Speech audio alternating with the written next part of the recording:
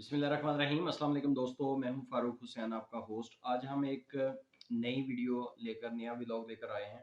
हमारा चैनल जो है ये आपके लिए इंफॉर्मेशन और हमारे इर्द गिर्द होने वाले माहौल के अंदर जो चेंजेस हैं उसके अंदर जो वीडियोस हैं हम आपके लिए लेकर आते हैं और उसी के ऊपर हमारा ज़्यादा फोकस होता है। आपने हमारे चैनल पे डिफरेंट बिजनेस के हवाले से, स्मॉल बिजनेस के हवाले से वीडियोस भी देखी।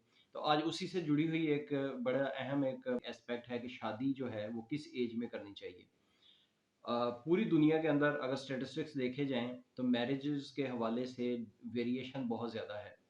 दुनिया के अंदर इसके अंदर बहुत सी बहस हुई हैं, औरतों के हकूक़, मर्दों के हकूक़ और जो अर्ली मैरिजेज़ और लेट मैरिजेज़ और फिर इसके अलावा जो हेल्थ से जुड़ी हुई प्रॉब्लम्स हैं, शादी के हवाले से उसके ऊपर कॉन्फ्रेंसेस जो कि डॉक्टरों की तरफ से की जाती है, वो आपको देखने में और वीडियोज़ के में मिलेंगी। लेकिन आज की जो वीडियो है हम उसके ऊपर एक अहम गुफ्तगू ये करेंगे कि क्या शादी की कोई पैक्ट एक उम्र है कि जिसके अंदर शादी करनी चाहिए या शादी जो है ये एक फ़्लो है। मैं इसकी आपको मिसाल दूँगा कि अर्ली जो ज़माना था बहुत ओल्ड एज जो दौर था उसके अंदर लोगों का रहन-सहन बिल्कुल डिफरेंट था और उसके अंदर पाई जाने वाली रवायात, ट्रेडिशन जो थी वो डिफरेंट थी। आज का ज़माना जो है वो जिस तेज़ी के साथ रफ़्तार के साथ ट्रैवल कर रहा है, उसमें जो चेंजेज़ हैं ट्रेडिशनल वो भी उसी तरीके से आई हैं। इसका कोई भी हार्ड एंड फास्ट रूल नहीं है। जिस तरीके से हम ज़िंदगी के अंदर मुख्तलिफ़ अपने काम-काज करते हैं, मिसाल के तौर पे हम घर बनाते हैं, उसके बाद हम कोई गाड़ी खरीदते हैं, उसके बाद हम कोई प्रॉपर्टी बनाते हैं, उसके बाद हम अपनी सेहत का ख़्याल रखते हैं, हम अपने शौक पूरे करते हैं, हम कोई क्लब जॉइन करते हैं, हम किसी अपनी फ्रेंडशिप करते हैं दोस्तों के साथ, उसमें से कुछ हमें धोखा देते हैं, कुछ हमारे साथ लॉन्ग टर्म चलते रहते हैं। तो शादी जो है ये भी एक इसी तरीके से ज़िंदगी का एक हिस्सा है। मैं आपको इसकी मिसाल देता हूँ कि दुनिया के अंदर जितने भी इस वक़्त आज 21st सेंचुरी के अंदर कि दुनिया के अंदर जो अर्ली मैरिजेज़ हैं, वो गरीब तरीन मुल्कों के अंदर विटनेस की गई हैं। मिसाल के तौर पे दुनिया के अंदर जो टॉप रैंक कंट्री है, जिसके अंदर सबसे जल्दी शादियाँ कर दी जाती हैं at the age of 12 girls की या बॉयज़ की, वो नाइजर है, अफ्रीकन कंट्री। इसी तरीके से इसी रीजन के अंदर चाड है और इसी तरीके से और जो गरीब तरीन मुल्क हैं अफ्रीका के, वहाँ पे अर्ली मैरिजेस की जाती हैं। इसके बरक्स देखा जाए तो जो दुनिया के अमीर तरीन मुल्क हैं, जिसके अंदर के यूरोपियन कंट्रीज़ हैं, सबसे ज़्यादा लेट मैरिजेस बल्गारिया में होती हैं। वहाँ पे मैन 34 ईयर्स और वुमेन जो है वो 32 ईयर्स में जाके शादी उनकी हो रही होती है। ये 2 हमारे लिए रूल्स हैं इस वक़्त जो मैं आपको सामने रख रहा हूँ कि हमें इससे आइडिया ये होता है कि एक तरफ अफ्रीकन कंट्रीज़ हैं जिसके अंदर के नाइजर है, चाड है और उसके बाद कांगो है और इस तरीके से बेइंतहा यानी कि वो जहाँ पे भूख और अफ़लास है और वो लोग जो 90s 95 और 2000 में न्यूज़पेपर पढ़ते रहे, वो जानते हैं कि वहाँ पे स्टारवेशन जो थी, कहत जो था वो बहुत ज़्यादा था। और उसके बाद थोड़ी-सी रिवाइवल हुई है। यूनाइटेड नेशंस ने वहाँ पे काफ़ी ज़्यादा काम किया है, इमर्जिंग इकोनॉमीज़ में जिसमें इथोपिया वगैरह हैं वो भी आए हैं। लेकिन अभी तक हम अगर अपनी वीडियो पे रहें, फ़ोकस रहें तो शादी जो है मैरिजेज़ अर्ली वो अभी अफ्रीकन कंट्रीज़ में ही हो रही है।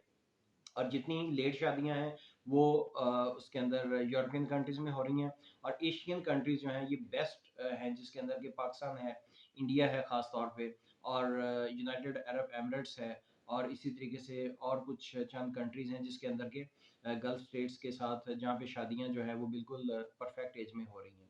रीज़न उसकी ये है कि हम इसके बरक्स ये देखें कि ये क्या वजह है कि गरीब मुल्क अर्ली मैरिजेज़ हो रही हैं और रिच कंट्रीज़ के अंदर जो है वो देर से शादियाँ हो रही हैं। तो उसमें हम ट्रांसफ़ॉर्मेशन एक फ़ेज़ भी देखते हैं, जैसे कि चाइना का स्टैटिस्टिक्स हैं। चाइना के अंदर 1996 के डाटा के मुताबिक मेन और वुमेन का जो ऐज का था ब्रैकेट वो 24 और 22 थी रिस्पेक्टिवली, यानी मेन 24 और वुमेन 22। आज उसके अंदर 2020 के अंदर जो स्टैटिस्टिक्स आए हैं, उसमें चाइना के अंदर ये एज ब्रैकेट बढ़ गई है। अब 27 और 25 हो गई है, यानी कि ग्रेजुअली थोड़ा-सा फ़र्क पड़ा है। तो इससे नतीजा ये पूरी दुनिया के अंदर स्टैटिस्टिक्स में निकाला गया है कि जैसे-जैसे मुल्क तरक्की करते हैं, वैसे-वैसे वहाँ पे एवरेज ऐज का जो मैरिज एजेस हैं वो बढ़ती जाती हैं। इसी तरीके से ख़ानदान हैं, उनके अंदर भी है। अब अफ्रीकन कंट्रीज जो है उसकी रीज़न क्या है? क्वेश्चन ये रेज़ होता है कि क्यों वो जल्दी शादियाँ कर देते हैं लोगों की।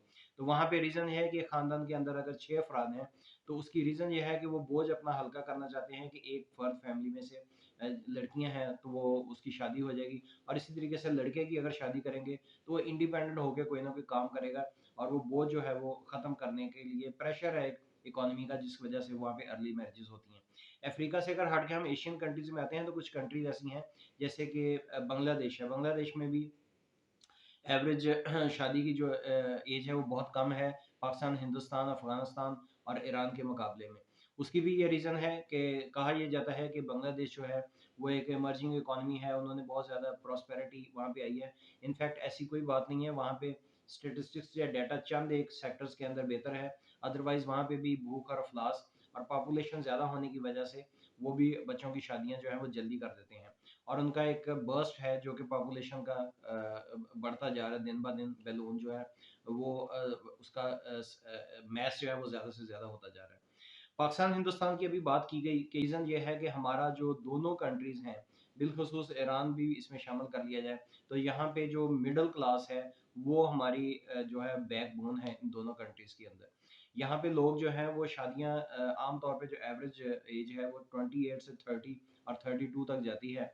उसकी रीज़न ये है कि ना यहाँ पे बहुत ज़्यादा गुर्बत है और ना यहाँ पे बहुत ज़्यादा लोगों के पास पैसा या सरमाया या इस तरीके से है, और तरक्की के चांसेस जो हैं वो भी इतने ज़्यादा इवेंचुअली नहीं है जैसे कि यूरोपियन कंट्रीज़ के अंदर हमें देखने में मिलते हैं। तो ये इसमें एक चीज़ जो है वो मज़हबी कार्ड भी आ जाता है, जिस तरीके से कहा जाता है कि शादियाँ जल्दी करनी चाहिए। मज़हब से रिलेटेड अगर बात की जाए तो उसमें भी हमें कल्चरल इफ़ेक्ट देखना पड़ेगा।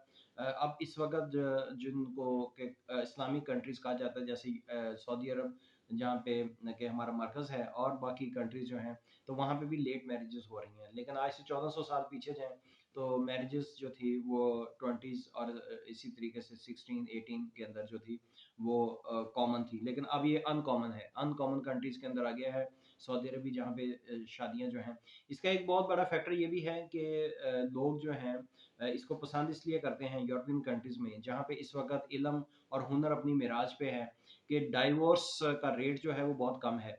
जिन कंट्रीज़ के अंदर लेट मैरेजेज़ हो रही हैं, वहाँ पे डाइवोर्स का रेट बहुत कम है और मैच्योरिटी लेवल जो है वो बहुत ज़्यादा है। दूसरी और भी बहुत से शेड हो सकते हैं। शादी की जो इनफैक्ट अगर क्रक्स देखा जाए, अगर इसका आंसर वन लाइनर देखा जाए, तो इसका कोई भी हार्ड एंड फास्ट रूल नहीं है।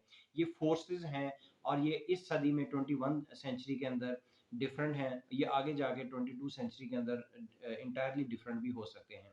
लिहाजा ये हिस्टोरिकल हम देख सकते हैं, जैसे कि आदम अलैहिस्सलाम जो फर्स्ट मैन और ईव फर्स्ट वुमेन थी, तो उनकी जो नस्ल आगे चली है, तो उस वक़्त लोगों के जो हाइट होती थी बहुत ज़्यादा थी। आज लोगों की हाइट जो है वो 5 और 6 के इन बिटवीन है, तो ये प्रेशर है, ये सोसाइटी सोशो इकोनॉमिक और इसी तरीके से ट्रांसफॉर्मेशन है ज़माने की, कि जिस तरीके से इंसान जो है वो इसमें सदियों से ढलता आ रहा है। इसी तरीके से वो अपने मज़ाज, अपनी ट्रेडिशंस, अपने आइली कवानीन और अपने जो प्रॉपर्टी के मामलात हैं, अपनी जो फैमिली के मामलात हैं, उसके अंदर भी उसमें चेंज आता रहता है।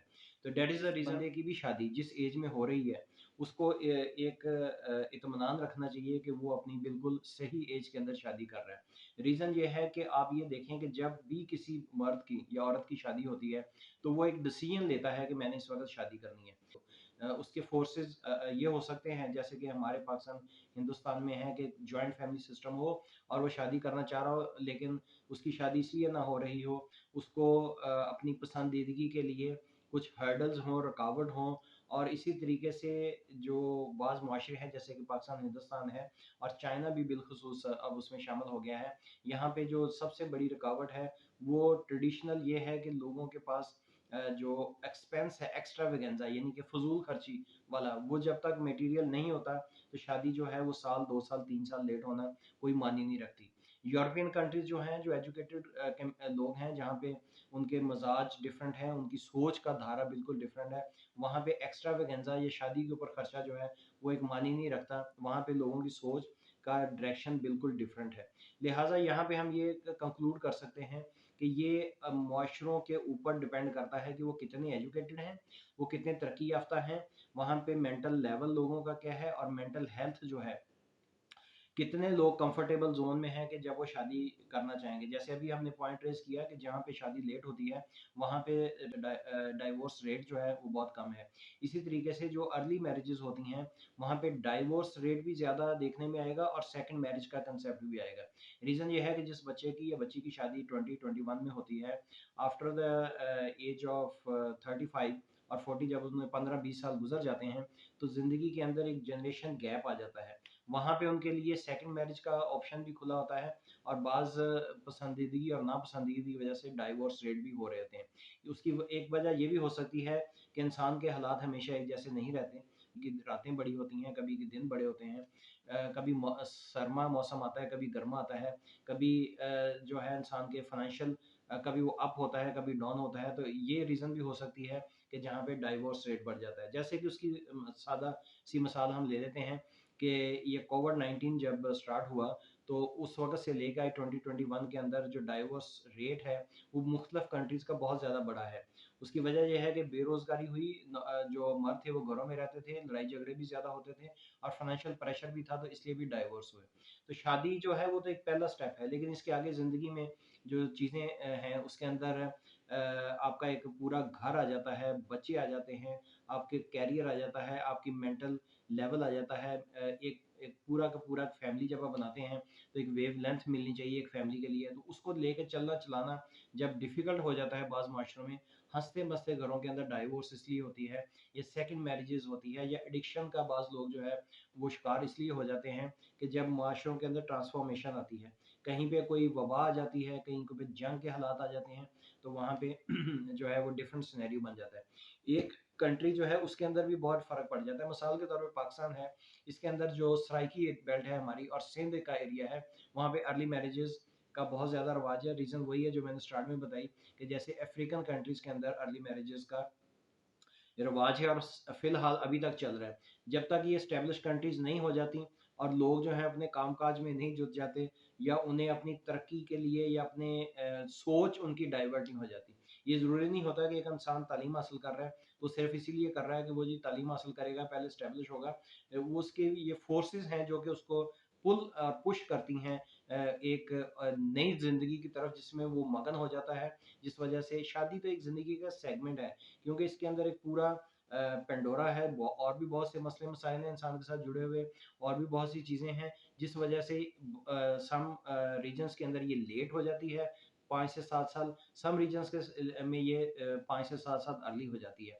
तो इसलिए कि गैप है जो कि अमीर और गरीब मुल्कों के दरमियान और जो डेवलपिंग कंट्रीज़ हैं उनके दरमियान है। तो इसलिए हमने ये देखा है स्टैटिस्टिकली कि जो डेवलपिंग कंट्रीज़ हैं वहाँ पे एज जो है शादी की वो बड़ी परफेक्ट है। वहाँ पे जो मेन और वुमेन है they are used to be happy. और बाज़ कंट्रीज़ के अंदर ये गैप वैसे भी बहुत ज़्यादा है। मेन और वुमेन के अंदर जो यूरोपियन कंट्रीज़ हैं वहाँ पे 2 ईयर का गैप है और जो गरीब कंट्रीज़ हैं वहाँ पे ये गैप 5 से 7 साल और 10 साल का भी है। ये एक अलहदा से बहस है और उसकी भी रीज़न ये है कि मार्केट फोर्सेस जो हैं वो उन्हें पुल और पुश करती हैं ये अडॉप्टिव एटीट्यूड करने के लिए कि वो शादी जो है बच्चियों की उम्र कम होती है और मर्दों की ज़्यादा होती है। जबकि यूरोपियन कंट्रीज़ में आप देखेंगे वहाँ पे 2 ईयर का सिर्फ़ गैप आपको एवरेज नज़र आएगा कि अगर मैन 34 का है तो वुमेन 32 की है। जो सबसे ज़्यादा स्पेन है वहाँ पे कम गैप है और वहाँ पे 30s के अंदर एवरेज जो है रेट है जहाँ पे लोग शादियाँ करते हैं। उसके बाद जापान आया था, जापान भी एक क्योंकि डेवलप्ड कंट्री है तो वहाँ पे 29 है जो कि लीस्ट होगा तरक्की याफ़्ता मुल्कों के अंदर। इसी तरीके से यूके और अमेरिका के अंदर भी ये रेट काफ़ी ज़्यादा है। तो लिहाज़ा शादी के लिए हमारा एक जैसे इस्लामिक कंट्री है तो यहाँ पे लोग जमा ज़बानी जमा खर्च तो ये करते हैं कि बच्चे को कुरान पढ़ाएँ, नमाज़ पढ़ाएँ और उसको शादी कर दें। लेकिन ये मार्केट फोर्सेस हैं जो कि उसको इसमें फिट इन करते हैं कि उसने किस एज में जाके शादी करनी है।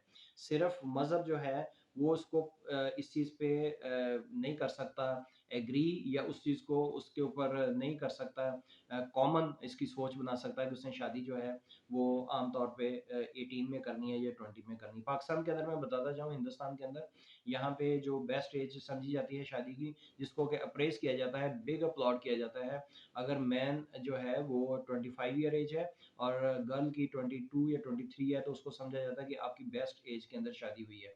अब उसके अंदर भी रीज़न ये आती है कि उनका फैमिली बैकग्राउंड क्या था, उनकी अपनी सोच क्या थी, वो फोर्सेस क्या थी जिन्होंने उन्हें इस एज के अंदर फिट इन किया है।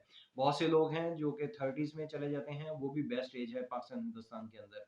32 में भी शादी हो रही है, वो भी बेस्ट एज है यहाँ पे। उसकी वजह ये है कि हमारी एवरेज जो लाइफ एक्सपेक्टेंसी है, वो भी वक़्त के साथ-साथ बढ़ रही है। अगर ये हमारे जो दादा थे या हमारे पेरेंट्स थे, उनकी शादियाँ अगर 24 या 23 के अंदर हुई थी, तो पाकिस्तान में 65 में के अंदर 50s के अंदर जो थी एवरेज एक्सपेक्टेंसी रेट जो था वो 55 था।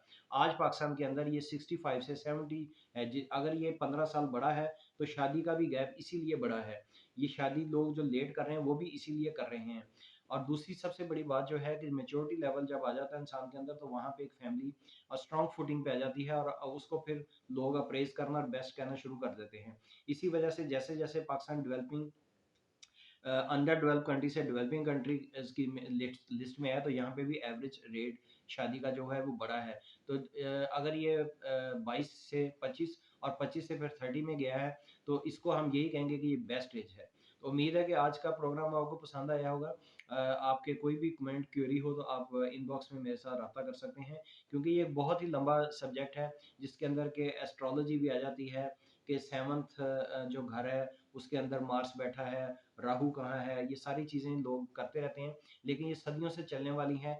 हमें अपने जो इंटीग्रल जो चीज़ें होती हैं, जो एम्पिरिकली बेसिकली होती हैं, ज़रूरी के साथ-साथ जो एम्पिरिकल हो रहा होता है, उसमें अगर हमारा एडॉप्टिव एटीट्यूड होगा, तो ये जो शादी का जो आज हमने छेड़ा है इश्यू, इसमें भी हमें एडॉप्टिव एटीट्यूड होगा, तो शादियाँ भी कामयाब होंगी और घर भी कामयाब रहेंगे। तो ये बिज़नेस से रिलेटेड एक क्यूरी थी कि जो लोग बिज़नेस करते हैं, जो लोग नौकरी पेशा हैं और जो लोग लेबरर हैं, उनके अंदर ये डिफरेंट एज सेगमेंट पाए जाते हैं। तो लिहाज़ा इसमें आज जो हमने कोशिश की है इसको सम अप करने की कि क्या वजह है, क्यों ये जो है अर्ली मैरेजेस और फिर बिल्कुल जो दरमियानी एज बताई गई, जैसे कि पाकिस्तान, हिंदुस्तान, ईरान के अंदर है, अफ़गानिस्तान के अंदर है, और फिर उसके बाद थोड़ा-सा अगर जाएँ हम अरेबियन में और उसके बाद यूरोप में जाएँ तो वहाँ पे ज़्यादा क्यों है। उम्मीद है कि आज की वीडियो आपको पसंद आई होगी। फारूक हजवेरी के पेज को ज़रूर सब्सक्राइब करें और बेल आइकन को भी ज़रूर पुश करें, ताकि आपको आने वाले दिनों में मज़ीद अच्छी वीडियोज़ मिलती रहें। तो नेक्स्ट वीडियो तक के लिए मुझे इजाज़त दीजिए। अल्लाह हाफ़िज़।